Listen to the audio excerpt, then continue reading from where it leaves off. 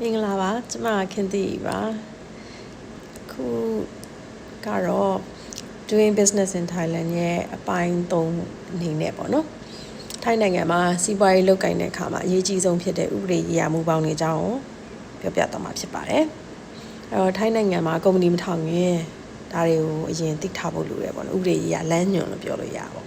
ထိုင်းနိုင်ငံရဲ့စီးပွားရေးဥပဒေတွေနဲ့လုပ်ငန်းရှင်တွေတည်တင်တည်ထိုက်တဲ့အစိုးရဌာနတွေဘာတွေရှိလဲဆိုတာလေးကိုဒီထဲမှာအနှစ်ချုပ်လေးပြောပြပါမယ်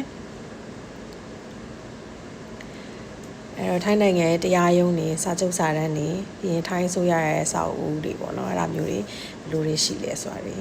ဒီထဲမှာ share ချင်ပါတယ်ထိုင်းနိုင်ငံမှာစီးပွားရေးလုပ်တော့မယ်ဆိုလို့ရှိရင်ငွေရှိုံတစ်ခုတည်းနဲ့တော့မရဘူးပေါ့နော်ဥပဒေကိုလည်းနားလည်ဖို့လိုတယ်ထိုင်းနိုင်ငံမှာမဟုတ်ပါဘူးဘယ်နိုင်ငံပဲသွားပြီးတော့မှစီးပွားရေးလုပ်လို့ပေါ့နော်သူ့နိုင်ငံရဲ့ဥပဒေတွေတည်ထားဖို့လိုတာပါထိုင်းနိုင်ငံရဲ့ဥပဒေစနစ်ကတော့တခြားနိုင်ငံအနေနဲ့မတူတဲ့ထူးခြားချက်တွေရှိတယ်ဒီနေ့ဗီဒီယိုလေးမှာနိုင်ငံသားလုပ်ငန်းရှင်တွေအနေနဲ့မဖြစ်မနေတည်ထားရတဲ့ထိုင်းနိုင်ငံရဲ့ဥပဒေရေးရာမူပေါင်းတွေအကြောင်းကိုအနှစ်ချုပ်လေးနဲ့ရှင်းပြပေးသွားပါမယ်ထိုင်းနိုင်ငံဥပဒေစနစ်တွေအဓိကဥပဒေတွေပါရှိလဲပေါ့နော် legal system လေးပေါ့နော်အဲ့ဒါလေးတွေပြောပြချင်ပါတယ်ထိုင်းနိုင်ငံဥပဒေစနစ်ကဥရောပအစဉ်အလာအခြေခံထားတဲ့ civil law ပေါ့နော်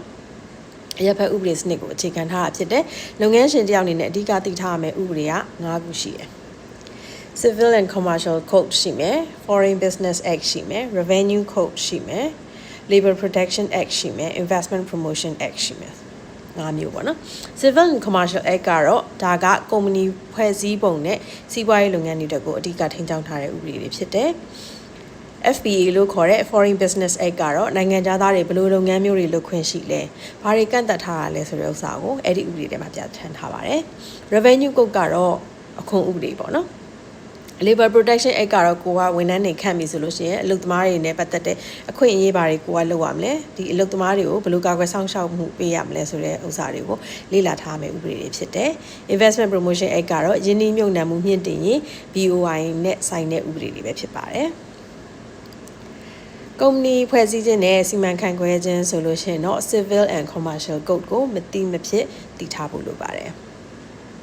အဲ့တော့ SME လုပ်ငန်းရှင်အများစုအများဆုံးကုမ္ပဏီမျိုးစားကတော့ Thai Limited ကုမ္ပဏီဖြစ်ပါတယ်ဒီကုမ္ပဏီကနေဘာတွေကိုသတ်မှတ်ပေးလဲဆိုလို့ရှိရင်ကုမ္ပဏီကိုဘယ်လိုစထောင်ရမလဲ share ရှင်ရဲ့အခွင့်အရေးကဘာတွေရှိလဲ director ရဲ့တာဝန်ဝတ္တရားတွေကဘာတွေရှိလဲကုမ္ပဏီကိုဘယ်လိုစနစ်တကျစီမံခန့်ခွဲမလဲအဲ့ဒါတွေကိုဒီဥပဒေထဲမှာပြောထားပါတယ်ဆက်သွယ်ရမယ့်အဓိကအစိုးရဌာနတွေအနေနဲ့ဆိုရင်တော့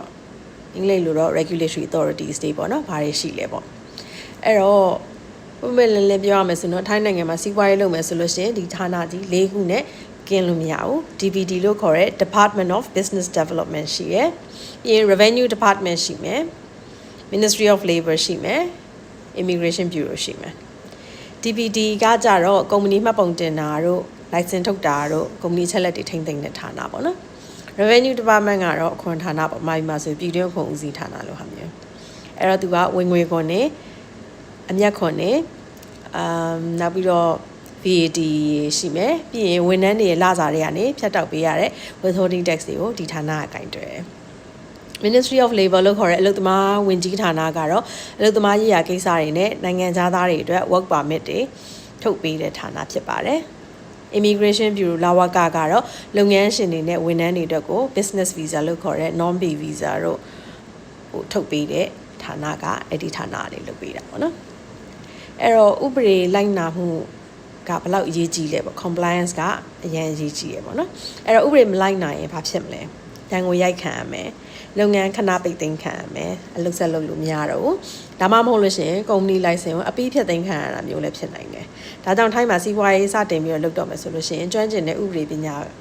ဥပဒေအကြံပေးတွေစီရင်ကိုင်တွေနဲ့တည်တည်ချာတိုင်မျိုးမို့အကြံပြုချင်ပါတယ်ဒီနေ့ဗီဒီယိုလေးကိုဆုံးသက်အနေနဲ့ကတော့ဒီတိုင်းနိုင်ငံရဲ့ဥပဒေကြီးရာအခြေခံလေးတွေကဘယ်ဥပဒေတွေကိုကြည့်ရမလဲဘယ်ဌာနတွေနဲ့ဆက်ဆံရမလဲဆိုတာကိုသိသွားပြီပေါ့နော်အဲ့ဒီကြောင့်မလို့နောက်တစ်ပိုင်းမှာတော့ဒီတက်ပို့ပြီးတော့မှဒီကုမ္ပဏီထောင်ထားရဲဆိုလို့ရှိရင်ဘာတွေဆက်လုပ်ရမလဲဆိုတာတွေပို့ပြီးတော့မှအမျှဝေပေးမယ်ဒီဗီဒီယိုလေးကိုကြိုက်တယ်ဆိုလို့ရှိရင် like လုပ်ခဲ့ပေးပါပြီးတော့တကယ်ချင်းတွေကိုလည်း share ပေးပါအောင်ခိုင်းစီဝိုင်းနဲ့ပတ်သက်ပြီးသိချင်တာရှိလို့ရှိရင်လည်းပဲ comment မှာမေးခဲ့လို့ရပါတယ်အားလုံးကျေးဇူးတင်ပါတယ်ရှင်